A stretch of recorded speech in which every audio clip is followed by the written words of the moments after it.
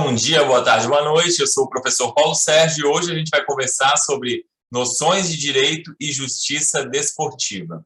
Então, o objetivo da nossa aula é falar sobre alguns conceitos e princípios relacionados à justiça desportiva, o papel da justiça desportiva no Brasil, formas de organização da justiça desportiva e o direito desportivo internacional, a gente vai passar um pouquinho também.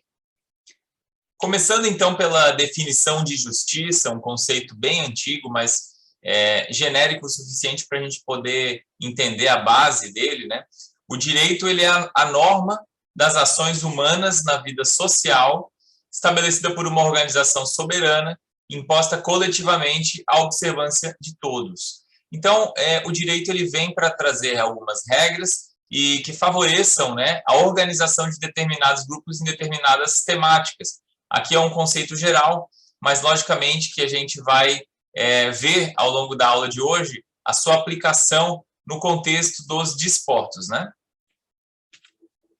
Então, no mesmo sentido ainda, num âmbito mais amplo, né, a definição de lei, então, ela traz que é uma norma jurídica exteriorizada por uma autoridade pública com competência para tratar de determinado assunto de acordo com os anseios da sociedade. Aqui, no caso, o assunto de hoje, né, é desporto.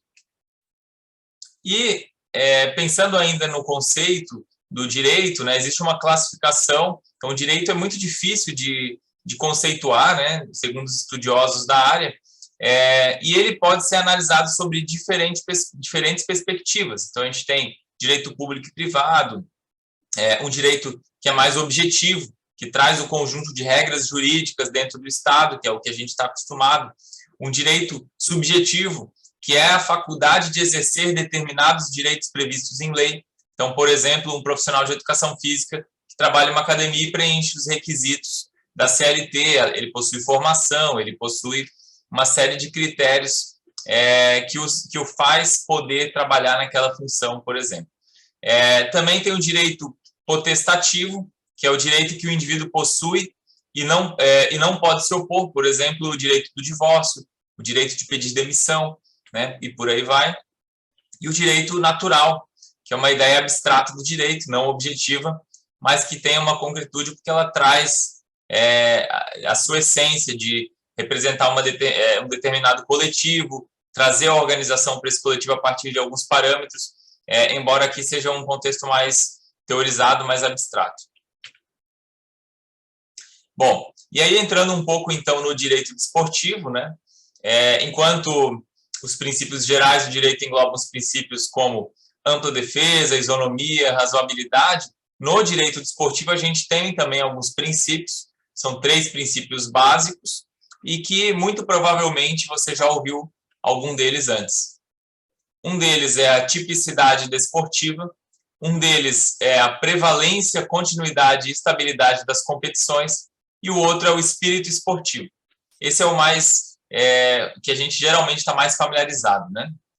O primeiro princípio, que é o da tipicidade desportiva, ele determina que as condutas passíveis de sanção desportivas precisam estar previamente estabelecidas em legislação. Então, você não pode julgar alguma coisa que não estava previsto antes em legislação. Além disso, né, baseado no direito penal, ele determina que ninguém pode ser punido, né, se isso não estiver previsto. O segundo princípio, da prevalência, continuidade e estabilidade das competições, trata da manutenção dos resultados que foram obtidos no campo de jogo. Tá? Então, você pensar em calendários e em formas estruturais das competições que valorizem aquilo que vem sendo trabalhado e obtido no campo de jogo. E o último, talvez o mais conhecido, é o espírito esportivo. Então, conhecido popularmente como fair play, ele traz a ideia, então, do jogo limpo, né? E que esse jogo limpo ele não se resume simplesmente ao cumprimento, né, de determinadas regras, mas de algo maior que traz a perspectiva da honestidade para dentro do esporte. Agora eu vou trazer algumas definições de direito desportivo. Então, uma delas de um autor bem consagrado no direito, né, no direito geral, vamos dizer assim, traz que o conjunto de técnicas, regras e instrumentos jurídicos sistematizados que tenham por fim disciplinar os comportamentos exigíveis na prática dos desportos em suas diversas modalidades. Aqui nós temos um outro conceito, dizendo que é um conjunto de normas e regras oriundas da coletividade desportiva organizada, com a finalidade de regular o desporto e que instituem mecanismos coercitivos capazes de garantir a harmonia e uniformidade necessárias à prática desportiva. Esse outro, que é de Vargas, né, inclusive de um livro bastante interessante feito com o CONFEF, né, o Conselho Federal de Educação Física, em parceria com a OAB do Rio de Janeiro, e eu recomendo essa leitura. Ele traz que o direito desportivo apresenta-se como uma disciplina autônoma dotada de sistema jurídico próprio que caracteriza a autonomia do direito desportivo a partir dos seguintes requisitos: relevância social, autonomia didático-científica, princípios próprios, categorias homogêneas e autonomia legislativa. Mais um conceito, uma definição, então, que o direito desportivo é um conjunto de regras, normas, princípios, usos e costumes que regulamentam a prática de cada modalidade esportiva, tornando-a conhecida e estável. Isso é definindo os procedimentos, técnicas e meios de praticar o jogo como uma atividade lógica e sistemática dentro de padrões de igualdade de condições. É muito interessante também a gente ver no conceito a preocupação com a igualdade de condições, né? Então, alguns tópicos mais gerais sobre o tema. A justiça desportiva ela não faz parte do chamado poder judiciário, né? Mas compõe uma parte especial da justiça dotada de interesse público. A justiça comum possui funcionamento distinto da justiça desportiva. A gente vai falar um pouquinho aqui desse funcionamento. Pelo seu nível de especificidade, a justiça desportiva possui um funcionamento mais simples, dividido pelas modalidades das práticas desportivas, enquanto na justiça comum se divide pela matéria se quer obter o pronunciamento do direito. A justiça desportiva ela é autônoma e independente e tem o seu custeio e funcionamento sob a responsabilidade das entidades de administração do desporto. Então, secretarias de esporte, no caso agora a Secretaria Especial, né, que a gente tem em nível federal, e outras organizações nesse sentido. No campo da justiça desportiva nacional, a última instância é o STJD, que dentro do âmbito desportivo tem o último voto. E aí aqui uma frase do doutor César Augusto Cavazola, que fala que a justiça desportiva, portanto, é uma forma de dar tratamento especializado e eficaz a demandas que demorariam excessivamente para serem julgadas na justiça comum. Então, mediante, inclusive ao volume, né, de situações que às vezes surgem no meio do desporto, foi-se necessário estabelecer um caminho próprio para a justiça desportiva, por isso que se tem constituída dessa forma. Ainda sobre a justiça desportiva, a gente tem previsto 3 elementos legais de alta relevância, que são aqueles que embasam, né, a maioria das falas feitas aqui e que organizam a forma como a justiça desportiva está no Brasil. Primeiro é a Constituição Federal, né, no seu artigo 217, que a gente já falou em outras aulas, que traz o desporto e também cita a justiça desportiva lá. O segundo é a Lei Ordinária 9.615, que é a Lei Pelé, né, também que normatiza o esporte. E o terceiro, né, o Código Brasileiro de Justiça Desportiva. Então, somatório desses 3 documentos, desses 3 elementos normativos legais, permitem que a gente possa constituir da forma para que a justiça desportiva se operacionalize no Brasil. Então, começando pela Constituição Federal, né, o artigo 217 fala que é dever do Estado fomentar práticas desportivas formais e não formais como direito de cada um. E aí ele observa ali 4 itens. O primeiro, autonomia das entidades desportivas. Depois, a destinação dos recursos públicos, né, para a promoção prioritária do desporto educacional. Depois, o tratamento diferenciado para o desporto profissional e não profissional. E depois, a proteção e o incentivo às manifestações desportivas de criação nacional. E ali ele cita o poder judiciário, né, e com algumas especificidades. Então, falando que a justiça desportiva ela tem um prazo máximo de 60 dias contado da instauração de processo para proferir decisão. Fala que o poder público incentiva o lazer como forma de promoção social. E o primeiro, né, que o poder judiciário ele só admitirá ações relativas à disciplina e às competições esportivas após esgotarem-se as instâncias da justiça desportiva regulamentada em lei. Então, é muito interessante porque ele prioriza a justiça desportiva para lidar com as situações relacionadas ao esporte. Na Lei Pelé, então, a gente tem dos artigos 49 a 55, todos eles trazem elementos, de alguma forma, vão influenciar, né, na questão da justiça desportiva. Então, o primeiro fala que a justiça desportiva, né, que se refere ali todos aqueles elementos, regula-se pelas disposições desse capítulo lá da presente lei, da Lei Pelé. Depois, no artigo 50, fala da organização, funcionamento e as atribuições da justiça desportiva, que vão estar previstas e definidas no Código de Justiça Desportiva. Depois, ele fala das sanções previstas, né, dentro desse contexto. No artigo 51, ele fala que a lei sobre a justiça desportiva ela não se aplica aos comitês olímpico e paralímpico brasileiros. Depois, no artigo 52, fala, né, reforça aquilo que a gente já tinha visto, que os órgãos integrantes da justiça desportiva são autônomos e independentes. No artigo 53, ele fala do Superior Tribunal de Justiça Desportiva, né, que funcionarão, então, tantas comissões disciplinares quantas forem necessárias a partir das demandas que vierem a surgir. No artigo 54, fala o membro do Tribunal de Justiça Desportiva exerce função considerada de relevante interesse público, então ele dá uma importância para essa finalidade.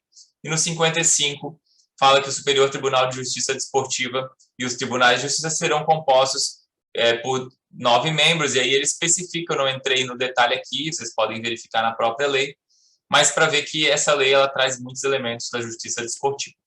Depois a gente finalmente tem o Código Brasileiro de Justiça Desportiva, né, que traz fundamentalmente toda essa temática na sua composição, e que tem no artigo 1º a organização da justiça desportiva e o processo disciplinar, né, relativamente ao desporto de prática formal, regulam-se por este código. Então, ele reforça aquilo que a gente já tinha visto antes, na Lei Pelé, e coloca que o Código Brasileiro de Justiça Desportiva, então, regula as questões relacionadas à justiça desportiva no Brasil. Aqui tem alguns exemplos de aplicação da justiça desportiva para tentar ilustrar um pouco. Então, por exemplo, se tiver uma situação que um outro braço da justiça regula, então o processo ocorre por lá. Se for uma coisa específica da justiça desportiva, acontece pela própria justiça desportiva. Então, rescisão de contrato de trabalho de um jogador de futebol não pode ser julgada pela justiça desportiva. Aplicação de pena decorrente de agressão física entre torcedores na arquibancada durante um jogo de futebol não pode ser julgada pela justiça desportiva.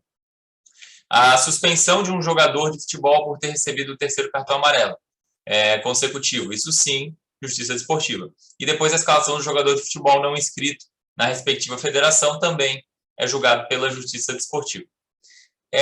Ainda nesse sentido, ela é organizada por órgãos, né? Então, aqui vou citar os principais, os 3, né, existentes, que é o Superior Tribunal de Justiça Desportiva, o Tribunal de Justiça Desportiva, que é o TJD, e os tribunais plenos e comissões disciplinares. Isso tudo está previsto no Código Brasileiro de Justiça Desportiva que a gente acabou de mencionar. Primeiro, então, com relação à sua jurisdição, né, o Superior Tribunal de Justiça Desportiva, ele vai ter uma jurisdição que vai estar no território em nível nacional. O Tribunal de Justiça Desportiva vai ser em nível regional. E as comissões elas são constituídas perante órgãos judicantes, né? Aqui, então, a gente tem a conformação do organograma. Então, o STJD lá em cima, né, em nível federal, e o TJD em nível regional. E abaixo deles a gente tem as comissões disciplinares que vão executar a primeira instância de cada qual. Ainda sobre o Superior Tribunal de Justiça Desportiva, né, ele tem a competência de apreciar causas de competência originária e em grau de recurso. Ele é composto pelas comissões disciplinares que eu acabei de mencionar e pelo Pleno. E a comissão disciplinar é um órgão de primeira instância que cabe a ela, então, processar e julgar as infrações disciplinares cometidas, né, pelos atores desse processo, pode ser pessoa física ou jurídica, né, e sempre submetidas ao Código Brasileiro de Justiça Desportiva. Os tribunais de justiça desportiva, eles têm a competência para processar e julgar originalmente infrações disciplinares e aspectos formais das competições desportivas em âmbito regional e municipal, junto às federações, e estão amparados em razão da pessoa, foro privilegiado, ou em face da matéria. Ainda sobre a jurisdição, então, os órgãos de justiça desportiva elas vão atuar nos limites da jurisdição territorial, né, de cada entidade de administração, e tem a competência para processar e julgar matérias referentes às competições desportivas disputadas e às infrações disciplinares, como a gente já tinha visto. Agora, com relação às funções que existem dentro da justiça desportiva, a gente destaca o presidente, que deve zelar pelo funcionamento do tribunal, ordenar a restauração dos atos, dar publicidade às decisões, representar o próprio tribunal e dentre tantas outras funções. Os auditores, que julgam questões de descumprimento de normas relativas à disciplina e às competições esportivas e constantes das súmulas e documentos similares do árbitro, ou ainda decorrentes de infringência ao regulamento da respectiva competição, entre outras coisas. Eles têm muitas funções, eu trouxe só as principais. A gente tem também os procuradores, né? Então a Procuradoria da Justiça Desportiva ela dá início ao processo jusdesportivo e a partir da denúncia das pessoas naturais ou jurídicas que violarem as regras elencadas pelo Código Brasileiro de Justiça Desportiva. Ainda dá parecer nos processos, formaliza providências legais, requer visitas nos autos, interpõe recursos e tantas outras coisas. A Secretaria ela tem uma função, uma finalidade auxiliar administrativa aí das ações e processos, né? Ações no sentido mais processual, não legal, no caso, que ocorrem dentro dos tribunais desportivos. Bom, e aí aqui para a gente concluir, então, o último elemento é a questão da justiça desportiva internacional. Então, a gente tem um momento, um contexto de ampliação, divulgação de tudo que acontece no mundo, inclusive no esporte. Esse cenário globalizado, né, em todo o planeta, ele cria uma necessidade, então, de que surjam e de que tenham organizações numa instância maior do que a nacional, do que as nacionais, né, entidades competentes para organizar e gerenciar esses eventos que ocorrem em nível internacional. Então, eles ficam responsáveis pela criação das regras, dos procedimentos, né, e isso ocorre por meio das federações internacionais, né, de cada modalidade. A exemplo disso, a gente tem a FIFA, né, que ela é responsável pelas normas, pela edição das normas, documentos oficiais, regulamentos e organizações, inclusive, de eventos no âmbito do futebol internacional. E existe, né, a chamada Corte Arbitral do Esporte, né, conhecida como CAS, que é uma instituição independente e tem a competência internacional para julgar, por meio da mediação e arbitragem, né, situações, embates aí, que possam ocorrer no meio do desporto. Então, dentre os casos mais comuns que costuma ser julgado, né, no CAS, existe a questão do doping, né, que a gente percebe muito aí, às vezes vem em Olimpíadas, em outros momentos, torneios internacionais. Então, eles são muito atuantes, principalmente, inclusive, nesse sentido.